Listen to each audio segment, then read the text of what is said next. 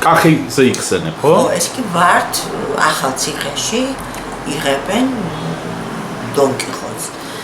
და ესე იგი ვარ ოთახში, ესე იგი კახი გავსაძესთან შევედი, ესე იგი კახი გავსაძე, მგონი ბერიკაშვილიც იყო, არ მასწავლოს, მე მარტო ვარ, მგონი ლევან ჩანიშვილი.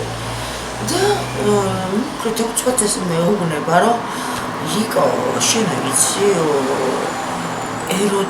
ეროტიკაში უნდა ითამაშო. ვინ გეუბნება? კახი. ოი, რასლა? და მე იცი, მაშინ პატარა ვარ, რაღაცა ვაფშე არც შენ ფილმამდე. ხო. ეს არის 80-იანი წლები, კაცო. ვფიქრია, რომ შემიძლია ეგეთი სცენის თამაში. სცენის თამაში. და შენ იცი რა გამოგივაო და ეტყობა თავისი ხედვით და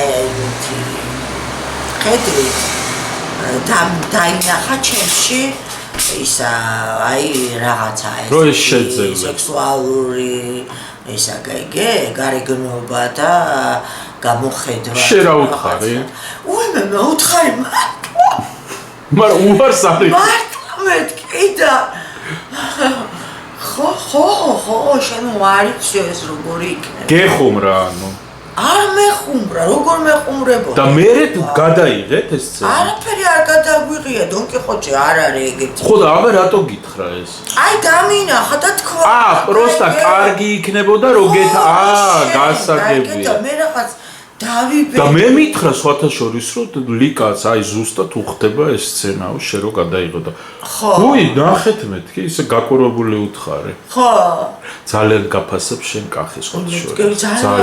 ძალიან და ოცნებობ რომ რამე შენ და კახი აი მაგალითად შეიძლება პიკოსთან შენ და კახი დაგხატოს. ოი ძალიან კარგი. უფრო კარგი იდეაა. ძალიან კარგი იქნება. შენ და კახი და ვინმე ახალგაზრდები